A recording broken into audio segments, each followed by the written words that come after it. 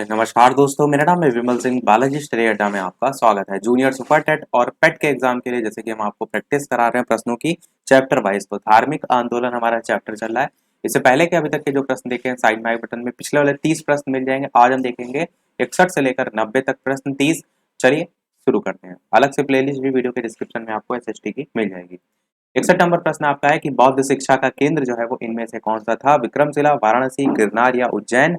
चार ऑप्शन दे रखे हैं, बताना है आपको इनमें से कौन सा जो है वो आपका सही होगा। आंसर की बात करते हैं ऑप्शन एबीसीडी में से, तो विक्रमशिला आपका सही हो जाएगा। इंपॉर्टेंट क्वेश्चन है, ध्यान रखिएगा। बौद्ध शिक्षा का जो केंद्र था वो आपका विक्रमशिला जो है वो था। अगला प्रश्न भी बहुत ही अच्छा है कि भारत में सबसे बड़ा बौद्ध स्तूप जो है वो कहाँ स्थित है? सारनाथ में, सांची में, गया में या फिर अजंता में। चार ऑप्शन दे रखे हैं, बताना है आपको इनमें से कौन सा जो है वो सही होगा। ये भी प्रश्न आपका इंपॉर्टेंट है। बताइए भारत में सबसे बड़ा बौद्ध स्तूप कहाँ स्थित है? बौद्ध शिक्षा का केंद्र विक्रमशिला, याद रखिएगा।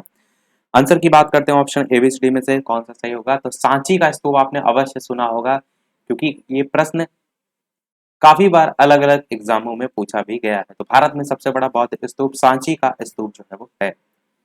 63 प्रश्न कह रहा है कि निम्न में से किस ग्रंथ में सर्वप्रथम देवकी के पुत्र कृष्ण का वर्णन जो है वो किया गया है? चार ऑप्शन दे रखे हैं, महाभारत, छांदोग्य उपनिषद, अष्टाध्यायी या फिर भागवत पुराण। बताना है आपको किस ग्रंथ में सर्वप्रथम देवकी के पुत्र कृष्ण का वर्णन किया गया है। चार नाम दे रखे हैं, बताना है आपको ऑप्शन एबीसीडी में से कौन सा जो है वो सही होगा। किस ग्रंथ में सर्वप्रथम देवकी के पुत्र कृष्ण का वर्णन किया गया है? आंसर की बात करते हैं ऑप्शन एबीसीडी में से, तो बी वाला आपका ऑप्शन छांदोग्य उपनिषद जो है वो बिल्कुल सही हो जाएगा। छांदोग्य उपनिषद में जो है वो वर्णन किया गया है। अगला प्रश्न 64 कह रहा है कि जैन समुदाय में प्रथम विभाजन के श्वेतांबर संप्रदाय के संस्थापक जो है वो कौन थे? स्थूलभद्र, भद्रबाहु, कालकाचार्य या फिर देवर्षि श्रमण। इस प्रकार से चार ऑप्शन दे रखे हैं। जैन समुदाय में प्रथम विभाजन के श्वेतांबर संप्रदाय के संस्थापक कौन थे? इसमें दो भागों में बटे हुए थे। श्वेतांबर जो होते थे वे श्वेत वस्त्र धारण करने वाले होते थे, और जो दिगंबर होते थे वो नग्न रहने वाले होते थे। तो यही दो जो है, दो संप्रदाय जो है बटे थे मुख्य रूप से। तो चलिए बात करते हैं आंसर की ऑप्शन एबीसीडी में से, तो आपका ऑप्शन पहला वाला स्थूल भद्र जो है वो सही हो जाएगा। एक्चुअल में जो स्थूल भद्र के शिष्य थे श्वेतांबर जो है वो जो है आपके कहलाए थे, इसीलिए पूछा ही गया श्वेतांबर संप्रदाय के संस्थापक। तो स्थूल भद्र आपका पहला सही हो जाएगा। अगला देखते हैं 65 कि भारत में सबसे प्राचीन विहार जो है वो कौन सा है? अच्छा प्रश्न है, बताइए इन चारों ऑप्शन में से कौन सा जो है वो सही होगा। नालंदा या फिर उदंतपुरी या फिर विक्रमशिला या फिर भांजा। इस प्रकार से चार नाम है सबसे प्राचीन विहार, आपको जो है वो बताना। चार ऑप्शन में से कौन सा सही होगा? ऑप्शन एबीसीडी में से उत्तर की बात करते हैं, तो आपका पहला ही ऑप्शन बिल्कुल सही होगा। नालंदा जो है आपका सबसे प्राचीन जो है वो विहार है। ध्यान रखिएगा, ये भी अच्छा प्रश्न है। 66 प्रश्न कह रहा है प्रथम जैन महासभा का आयोजन कहाँ हुआ था? पाटलिपुत्र, वल्लभी, आबू या पावा। चार नाम है, बताना है आपको इनमें से कौन सा सही होगा। आपको बताना है कि प्रथम जैन महासभा का आयोजन जो है वो कहाँ हुआ था। ऑप्शन एबीसीडी में से आंसर की बात करते हैं, तो आपका पहला ही ऑप्शन पाटलिपुत्र जो है वो बिल्कुल सही हो जाएगा। प्रथम जैन महासभा का आयोजन पाटलिपुत्र में जो है वो हुआ था। इसी से ही मिलता जुलता आगे भी प्रश्न पूछा गया है, वो है द्वितीय जैन महासभा के संदर्भ में कि उसका आयोजन जो है वो कहाँ हुआ था। पाटलिपुत्र, वल्लभी, आबू या पावा। चार नाम है, बताना है आपको इनमें से कौन सा सही होगा। ऑप्शन एबीसीडी में से बात करते हैं आंसर की, तो पहला जो जैन महासभा है वो पाटलिपुत्र में, और दूसरा जो है वो वल्लभी में जो है वो हुआ था। पाटलिपुत्र, वल्लभी, ये दोनों ध्यान रखिएगा। 68 प्रश्न कह रहे हैं कि जैन साहित्य का संकलन किस भाषा और लिपि में जो है वो है। चार ऑप्शन दे रखे हैं, बताना है आपको इनमें से कौन सा जो है वो सही होगा। जैन जो है वो साहित्य, इसका संकलन किस भाषा और लिपि में जो है वो है। ऑप्शन एबीसीडी में से कौन सा जो है वो सही होगा। उत्तर की बात कर लेते हैं, तो आपका बी वाला ऑप्शन, यानी कि प्राकृत जो है वो भाषा, और लिपि की बात करें तो अर्धमागधी जो है वो लिपि। ये वाला बी वाला ऑप्शन जो है वो सही हो जाएगा। और जो बुद्ध थे, महात्मा बुद्ध थे, उन्होंने अपने उपदेश किस भाषा में दिए थे, बहुत पूछा जाता है। तो जन साधारण की भाषा पाली में जो है वो दिए थे। दोनों ही आप ध्यान रखिएगा। 69 प्रश्न है कि निम्नलिखित में से कौन सा एक अन्य तीनों के समकालिक जो है वो नहीं था? बिंबिसार, गौतम बुद्ध, मिलिंद या फिर प्रसेनजित। 4 नाम दे रखे हैं, बताना है आपको इनमें से कौन सा जो है वो सही होगा। आंसर की बात करते हैं ऑप्शन एबीसीडी में से, तो तीनों के जो समकालिक नहीं था वो थे मिलिंद। मिलिंद जो है वो नहीं थे, बाकी ये तीनों एक दूसरे के समकालिक आप रख सकते हैं। 70 प्रश्न कह रहा है कि निम्न कथनों पर विचार कीजिए कि वर्धमान महावीर की माता लिच्छवी के नरेश चेटक की पुत्री थी। पहला कथन है। दूसरा कह रहा है कि गौतम बुद्ध की माता कोलीय राजवंश की कुमारी थी। तीसरा कह रहा है कि 23वें तीर्थकर पार्श्वनाथ बनारस के थे। अब देखिए, अभी तक तो हमने देखा था कि 23वें तीर्थकर हैं कौन। अब यहाँ पर और ज्यादा डिटेल में पूछ लिया गया है कि वो कहाँ के थे। इन कथनों में कौन सा या से जो है वो सही है, ये आपसे यहाँ पर पूछा गया है। बताइए इन चारों ऑप्शन में से कौन सा जो है वो सही होगा। आंसर की बात करते हैं तो आपका पहला ऑप्शन तो बिल्कुल गलत है, क्योंकि जो महावीर स्वामी थे उनकी जो माता थी उनका नाम क्या था? त्रिशला जो है उनकी माता का नाम था, मैंने बताया भी था इससे पहले वाले वीडियो में। त्रिशला जो था, जो उनकी माता का नाम, ये जो लिच्छवी राजा हैं चेटक जो है उनकी पुत्री न है, वो नहीं थी, वो बहन थी। यहाँ पर जो पुत्री लिखा है ये आपकी बहन जो है वो थी। पहला ऑप्शन तो कट जाएगा। फिर कह रहा है, तो यहाँ पर ऑप्शन देखिए केवल पहला वाला कट जाएगा, पहला दूसरा तीसरा भी कट जाएगा। इन दोनों में से देख लीजिए कौन सा होगा। गौतम बुद्ध की माता कोलीय राजवंश की राजकुमारी थी, तो बिल्कुल आपका सही है। और 23वें तीर्थकर पार्श्वनाथ जो है वो बनारस के थे, ये भी आपका सही है। तो दूसरा और तीसरा सही वाला आपका ऑप्शन सी वाला जो है वो बिल्कुल सही हो जाएगा। पार्श्वनाथ के बारे में ये भी तो मैंने आपको बताया था कि काशी के इक्ष्वाकु वंशीय राजा अश्वसेन के जो है वो पुत्र थे। और काशी से बनारस जोड़कर आप याद भी रख सकते हैं। 71 प्रश्न देखते हैं कि प्राचीन भारत जो है उसके बौद्ध मठों में पवरन नामक समारोह आयोजित किया जाता था। जो पवरन जो है, ध्यान रखिएगा, ये पूछा जा रहा है। जो संघ परिनायक और धर्म, अच्छा 4 ऑप्शन दे रखे हैं, खुद से छाटिए, मैं डायरेक्ट आंसर की जो है इसमें बात करूंगा कि पवरन जो है वो किससे संबंधित है। क्योंकि 4 ऑप्शन पढ़ूंगा थोड़ा और कंफ्यूज होंगे, तो इससे अच्छा डायरेक्ट आंसर की बात करते हैं। ऑप्शन एबीसीडी में से तो आपका डी वाला ऑप्शन सही होगा कि आषाढ़ की पूर्णिमा के अगले दिन बौद्ध जो भिक्षु हैं उनके एकत्र होने का अवसर होता था, जब वे वर्षा ऋतु के आगामी 4 महीनों के लिए निश्चित आवास चुनते थे। नीचे से ये हटा देते हैं व्हाइट कलर का, ताकि आप पूरा ऑप्शन देख सकें। आषाढ़ की पूर्णिमा के अगले दिन बौद्ध भिक्षुओं के एकत्र होने का अवसर होता था, जब वे वर्षा ऋतु के आगामी 4 महीनों के लिए निश्चित आवास चुनते थे। ये आपका बौद्ध मठों में पवरन नामक जो समारोह है आयोजित किया जाता था उसके संदर्भ में हो जाएगा। देखते हैं हमारा अगला प्रश्न। 71 की प्राचीन भारत के जो बौद्ध मठ हैं, पवरन वाला हमने देख लिया। 72 है कि कश्मीर में कनिष्क के शासनकाल में जो बौद्ध संगीति आयोजित हुई थी उसकी अध्यक्षता जो है वो किसने की थी? पास ने की थी, नागार्जुन ने की थी, शूद्रक ने की थी, वसुमित्र ने की थी। बताइए कि कनिष्क के शासनकाल में जो बौद्ध संगीति आयोजित हुई थी, सबसे पहले तो ये दिमाग में अपने लाइए कि वो कौन से नंबर की जो है वो आपकी बौद्ध संगीति थी। टोटल 4 संगीति हुई थी बौद्ध संगीति, तो वही कनिष्क वाली आपसे पूछी गई है। आंसर की बात करते हैं तो चौथी बौद्ध संगीति जो थी वही आपकी जो कनिष्क हैं इनके शासनकाल में हुई थी, और उस समय अध्यक्ष जो थे वो वसुमित्र या अशोक थे। तो वसुमित्र ऑप्शन में दे रखा है, आपका डी वाला ऑप्शन जो है वो बिल्कुल सही हो जाएगा। कहाँ हुई थी? तो कुंडल वन में जो है वो हुई थी, मैंने पिछले वाले वीडियो में आपको बताया भी था। कब हुई थी? तो ईसवी की प्रथम शताब्दी जो है उसमें जो है वो हुई थी। अगला देखते हैं प्रश्न। और वीडियो पसंद आ रहा हो तो सभी लोग वीडियो को लाइक भी जो है वो करते रहिएगा, ताकि इसी प्रकार अच्छे अच्छे प्रश्न हम आपको प्रैक्टिस कराते रहें। प्रश्न आपका अगला है 73 की कथन दे रखा है, कारण दे रखा है कि जैन धर्म के अहिंसा पर बल ने कृषकों को जैन धर्म अपनाने से रोका, ये आपका कथन है। कारण भी उसका दे रखा है कि कृषि में कीटों और कीड़ों की हत्या होना शामिल है, ये आपका कारण दे रखा है। बताना आपको है इन दोनों के आधार पर कि दोनों सही है, आर ए की सही व्याख्या करता है, दोनों सही है नहीं व्याख्या करता है, ए सही है आर गलत है, ए गलत है आर सही है, ऐसे 4 ऑप्शन दे रखे हैं। आंसर की बात करते हैं ऑप्शन एबीसीडी में से कौन सा सही होगा, तो आपका पहला ही ऑप्शन जो है बिल्कुल सही हो जाएगा कि ए और आर दोनों ही सही हैं, और आर ए की सही व्याख्या जो है वो करता है। तो जैन धर्म के अहिंसा पर बल ने कृषकों को जैन धर्म अपनाने से रोका, बिल्कुल सही है। और इसका जो रीजन दे रखा है वो ये है कि कृषि में कीटों और कीड़ों की हत्या होना शामिल है। आपका ऑप्शन ए वाला सही हो जाएगा। 74 प्रश्न कह रहा है अष्टांगिक मार्ग के संदर्भ में कि अष्टांगिक मार्ग की जो संकल्पना है वो अंग है, किस विषय वस्तु का है, ये आपसे यहाँ पर पूछा गया है। 4 ऑप्शन में बताइए, छाटिए कौन सा जो है वो सही होगा। ऑप्शन एबीसीडी में से बात करते हैं उत्तर की, और महत्वपूर्ण प्रश्न आपका बहुत है ये। मैं जो इंपॉर्टेंट थोड़ा सा होता है उसको इसलिए लिख देता हूँ, थोड़ा सा उसको दिमाग में बैठा के रखने का प्रयास अवश्य किया करिए, क्योंकि कुछ ऐसे प्रश्न होते हैं जो रिपीट होते हैं बार बार।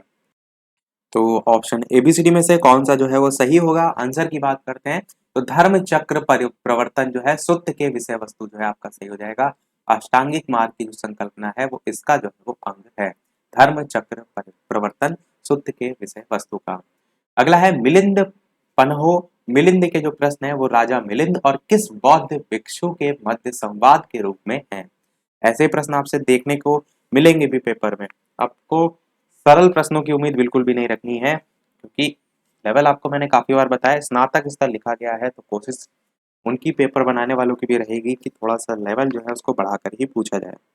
आंसर की बात करते हैं ऑप्शन एबीसीडी में से, तो नागसेन आपका जो है वो सही हो जाएगा। तो राजा मिलिंद और जो नागसेन थे उन्हीं के मध्य जो संवाद हुआ था उसी को ही हम मिलिंद पन्हो यानी कि मिलिंद के प्रश्न के नाम से जो है वो जानते हैं। 76 प्रश्न कह रहा है महायान बौद्ध धर्म में बोधिसत्व अब लोकितेश्वर की और किस और नहीं और किस अन्य नाम से जानते हैं। वज्रपाणी, मंजुश्री या फिर पद्मपाणी या फिर मैत्रेय। 4 ऑप्शन में बताना है आपको कौन सा सही होगा। महायान बौद्ध धर्म में बोधिसत्व अब लोकितेश्वर जो है उसको और किस नाम से जाना जाता है। आंसर की बात करते हैं ऑप्शन एबीसीडी में से, तो सी वाला आपका ऑप्शन पद्मपाणी जो है वो बिल्कुल सही हो जाएगा। 77 प्रश्न कह रहा है कि बौद्ध धर्म तथा जैन धर्म दोनों ही विश्वास करते हैं कि कर्म तथा पुनर्जन्म के सिद्धांत सही हैं, मृत्यु के पश्चात ही मोक्ष संभव है, स्त्री और पुरुष दोनों ही मोक्ष प्राप्त कर सकते हैं, या जीवन में मध्यम मार्ग सर्वश्रेष्ठ है। सर्वश्रेष्ठ थोड़ा सा गलत लिखा है, इसको सही समझिएगा। बताइए इन 4 ऑप्शन में कौन सा जो है वो सही होगा। बौद्ध धर्म और जैन धर्म दोनों ही विश्वास किसमें करते थे। आंसर की बात करते हैं तो सी वाला ऑप्शन सही होगा कि स्त्री और पुरुष दोनों ही मोक्ष जो है वो प्राप्त कर सकते हैं।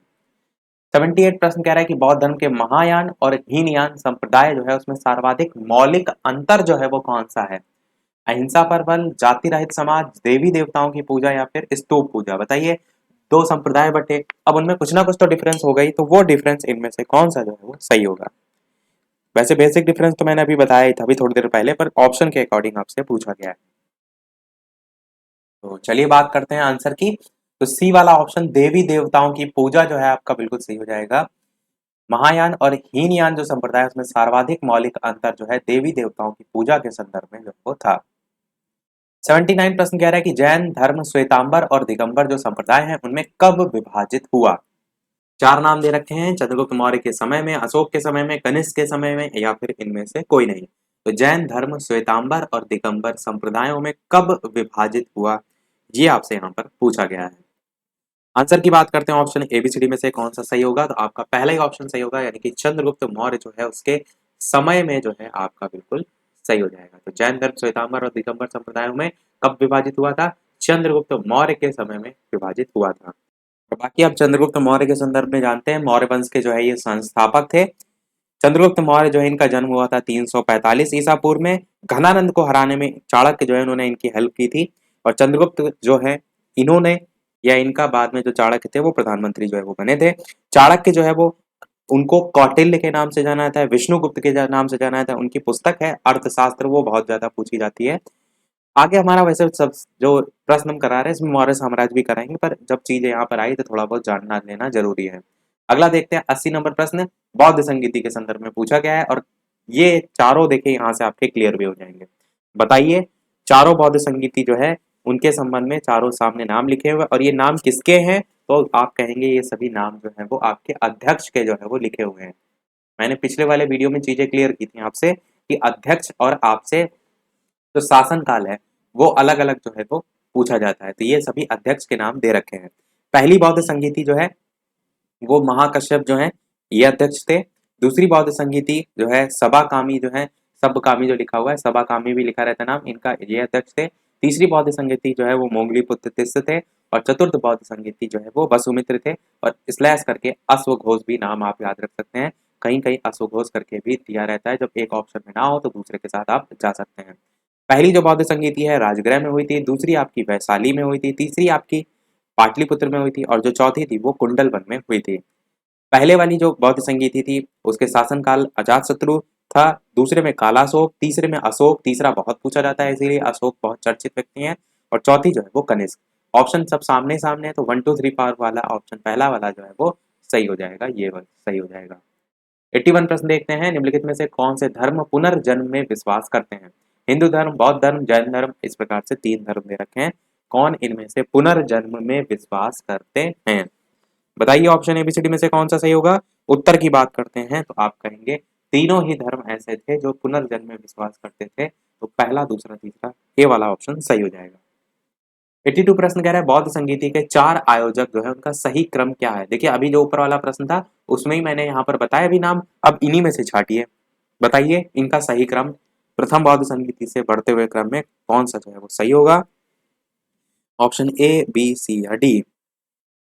बात कर लेते हैं उत्तर की option A B C D में से, तो आपका ऑप्शन डी वाला सही होगा, अजातशत्रु, कालाशोक, अशोक और कनिष्क, ये वाला जो है आपका क्रम सही हो जाएगा। अजातशत्रु, कालाशोक, अशोक, कनिष्क।